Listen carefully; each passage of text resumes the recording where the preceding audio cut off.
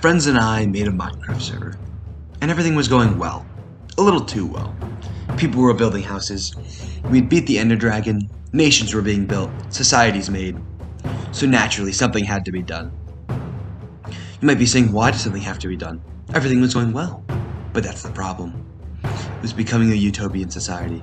Everyone was living their lives with no conflict. Governments were made, free to rule people and make laws for their societies. It was then and only then that my mission was made clear. Anarchy must prevail. However, one cannot go around slaughtering and making clear who is the enemy and who is not. As Suzun says in The Art of War, let your plans be dark and impenetrable as night, and when you move, fall like a thunderbolt. So that is exactly what I did. I struck when no one was there. How might I have struck, though? Well, you see, blatantly killing people is one way to start a war, but there are many others. One of my favorites being blackmail and ransom. While not the most effective strategy, it makes for utter confusion, which leads to anarchy, plus it tells a pretty good story. First, I targeted the weakest link, he who builds and does not care all that much for war, or for others, but rather he cares about what he has created and brought into our world. He is the most gullible. That is why he was the first target, the easiest to threaten. It made bluffing easier. I simply looked to Sun Tzu yet again. Appear weak when you are strong, and strong when you are weak. I was weak at this point, but I knew that did not matter. I wrote a book detailing how I would blow up his treehouse if he did not declare war on he who calls himself Slayer of Several. I provided him with armor, weapons, and potions to make this mission easier, as otherwise he was ill-equipped for battle. It was a stark success. He instantly was on the prowl so that nothing would happen to his sweet treehouse. He killed when the Slayer of Several was most vulnerable. I was proud, but not that proud. That feeling quickly faded, as I realized that in order for anarchy to prevail, I couldn't be proud. I had to lose a sense of feelingness, as to let the mind of an anarchist prevail. War was coming. However, a war between two nations meant nothing. Rather, it was standard. More must be involved for anarchy. The mission was not done. Rather, it was only the beginning, but it was a damn good start. The next step was to get the Slayer of Several after the card. This was simple. Once at long last I found his most precious pet, his horse Dream.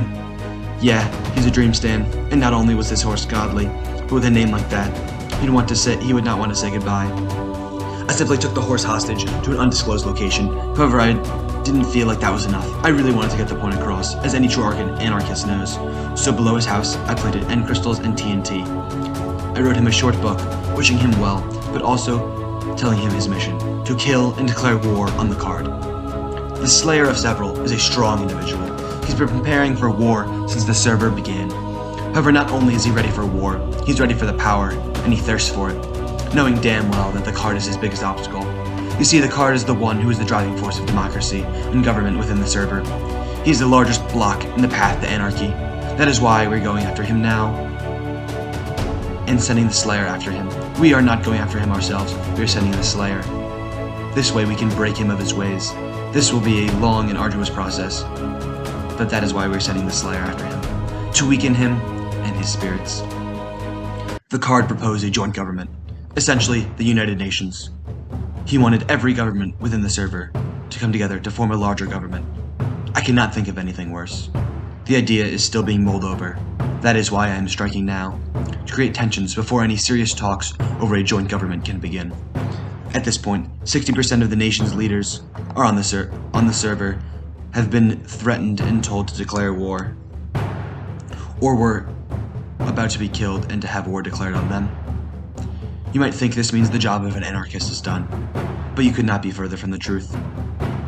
For now, we must continue to push forwards towards war, get the leaders of nations riled up, to ensure that conflict is in everyone's future. However, this must take a large toll to be a true success. It must drain the individuals, you see, because, you see, it's time to look at Sun Tzu yet again. There is no instance of a nation benefiting from prolonged warfare.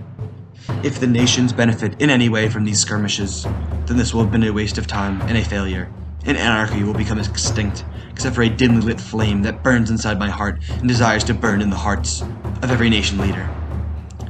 This is the next step. War will be breaking out momentarily. Destruction is inevitable. Blood for the blood god. It is coming. It is simply a matter of time. However, you might be asking why that is so. Well, you see, part of their society involves declarations of war, like the Declaration of Independence.